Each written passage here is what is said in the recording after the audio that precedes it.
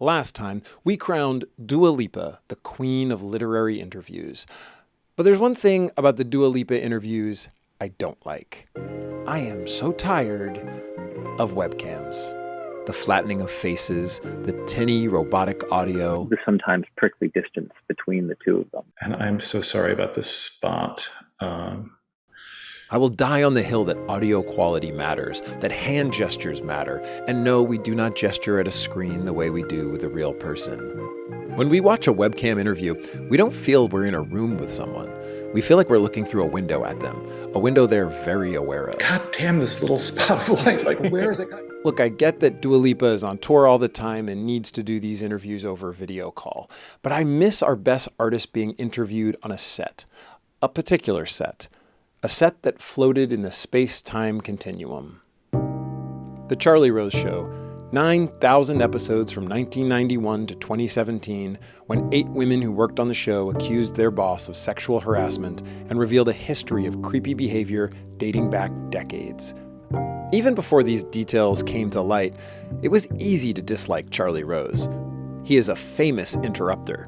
Even Mike Wallace, whose 1950s interviews were the inspiration for the show's look, minus the smoking, told the New York Times in 1993 that sometimes, "I want to shout at the screen, 'Shut up, Charlie!'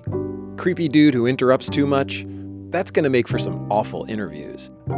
And yet, here we are confronted with the Charlie Rose paradox. A bad interviewer brought us some of our best literary interviews. How is this possible?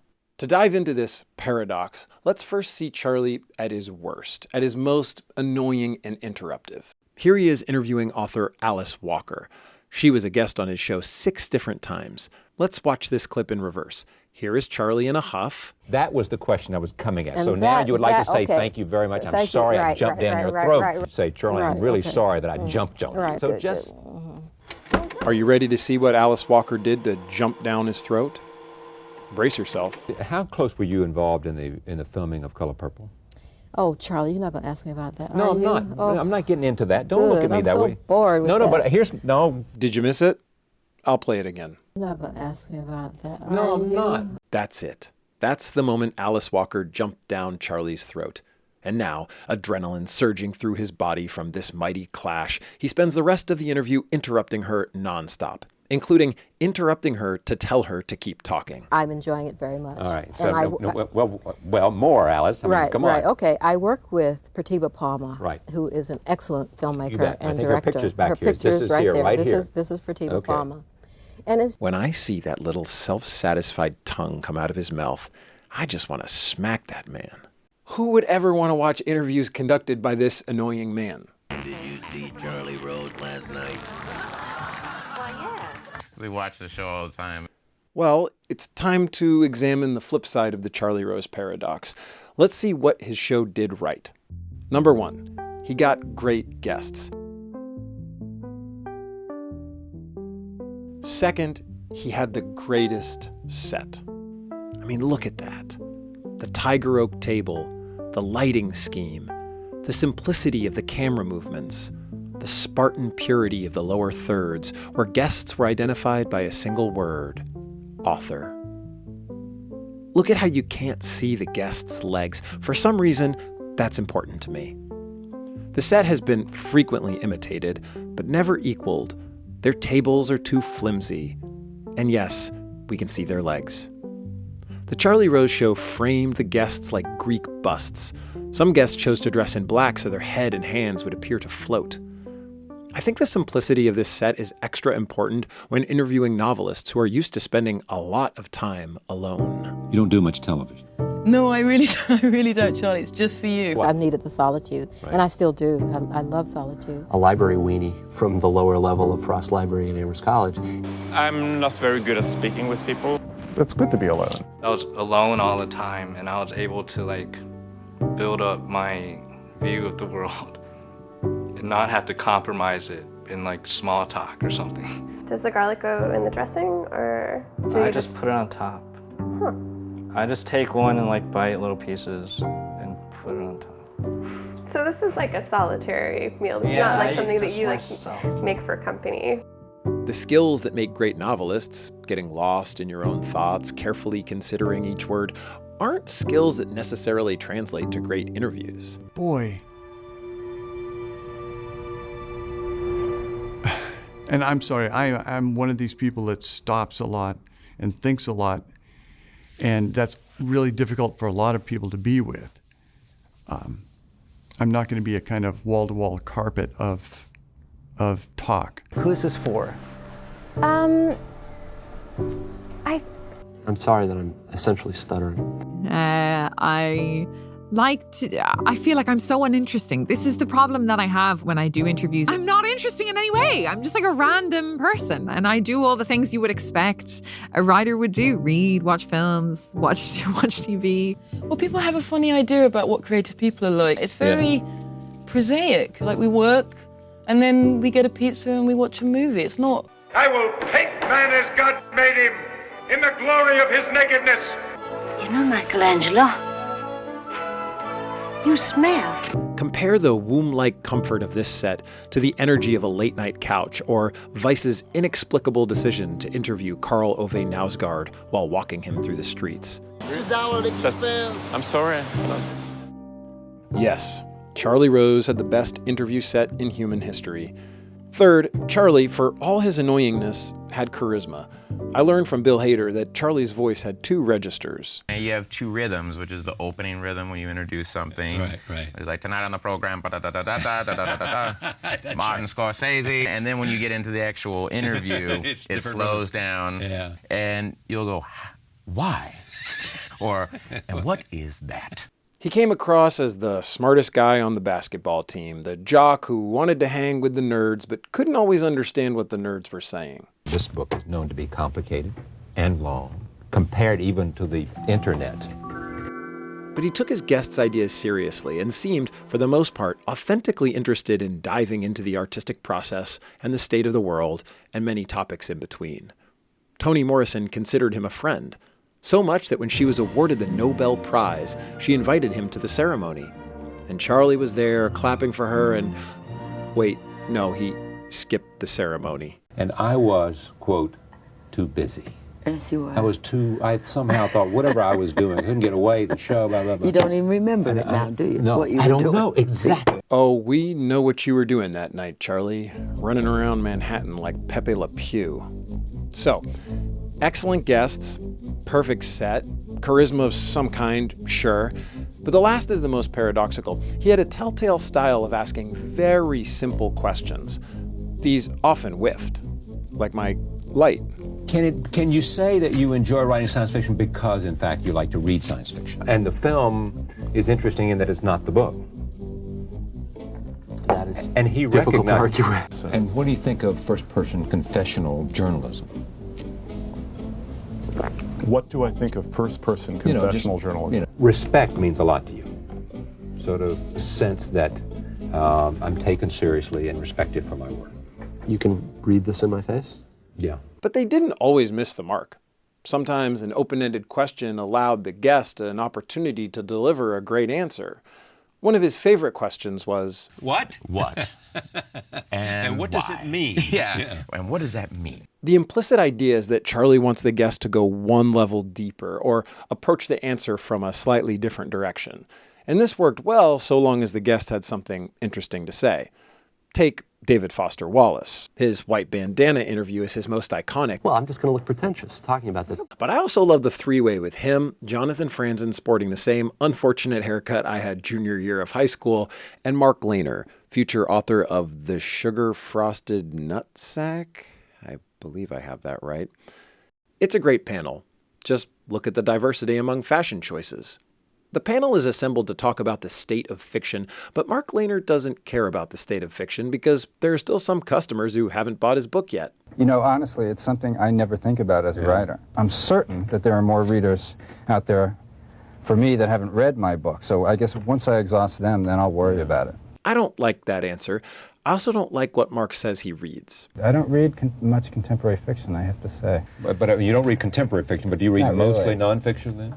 Mostly nonfiction and then older sorts of things. Okay, so you're the author of contemporary fiction, but you don't read any contemporary fiction, so you want us to buy your book, but if you were us, you wouldn't?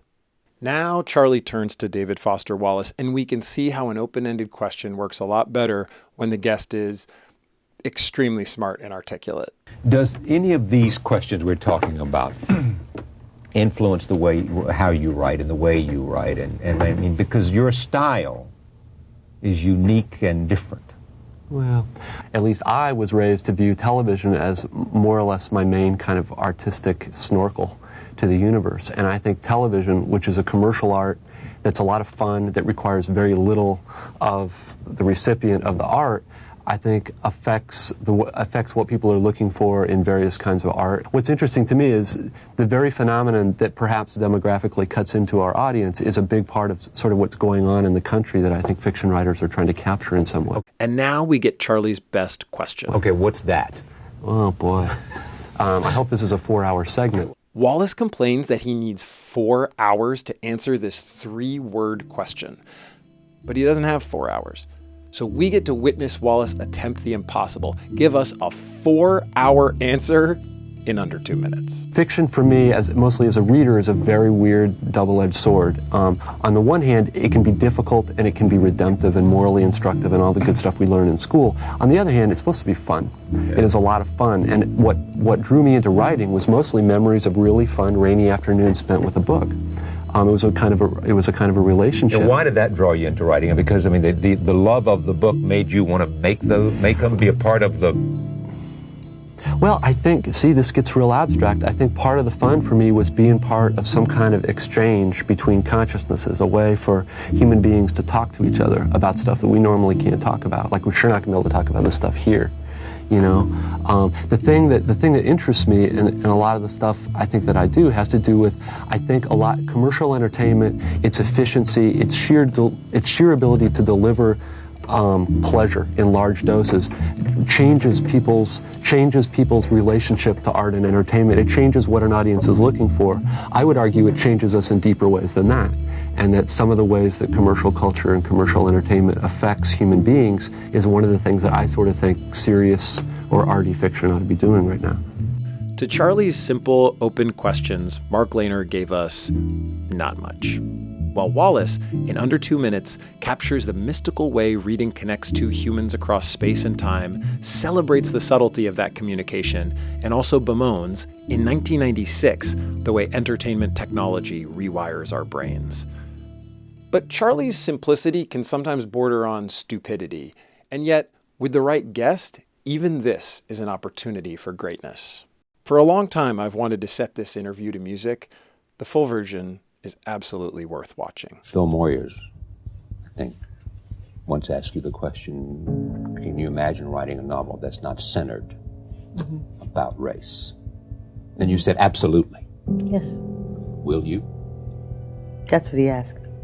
The person who asks that question doesn't understand that he or she is also raced.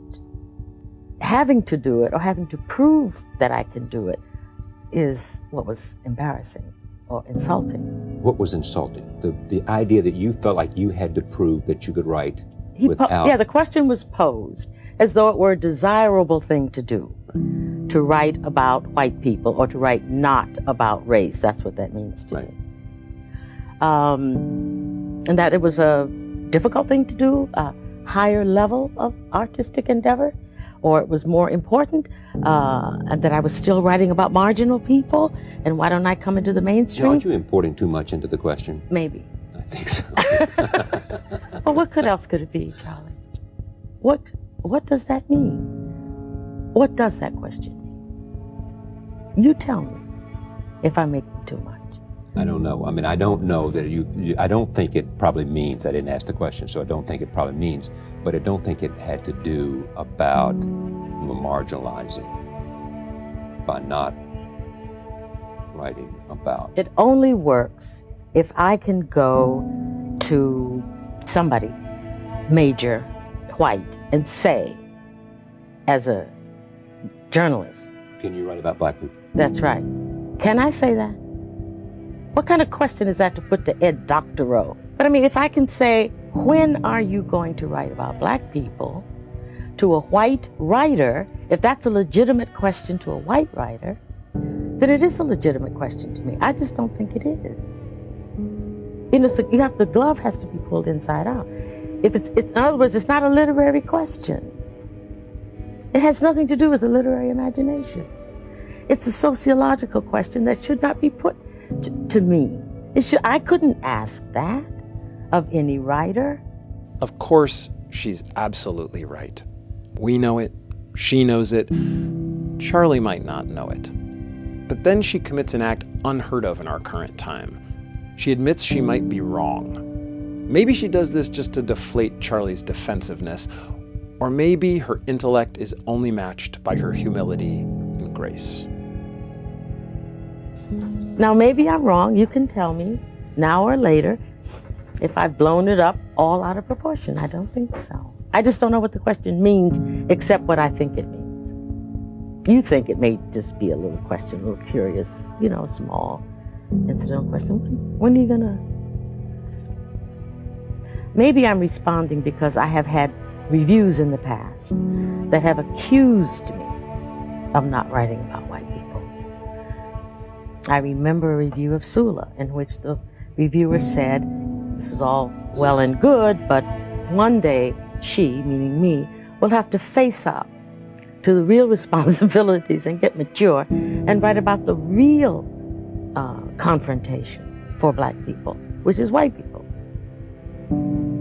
As though our lives have no meaning and no depth without the white gaze. And I've spent my entire writing life trying to make sure that the white gaze was not the dominant one in any of my books. In this one moment, Charlie Rose was smart enough to keep his mouth shut. What you just said, you gave and ennobled an answer, regardless of the significance of the question. It's one of the most powerful moments I've encountered in an interview. It would never exist over a webcam. Charlie Rose was an annoyingly interruptive host who asked broad, simple questions that created voids for his guests to fill. Some guests weren't really up to the task, but a select few rose to the challenge and, framed in depthless black, shared with us a portion of their brilliance and humanity. This is Below the Fray.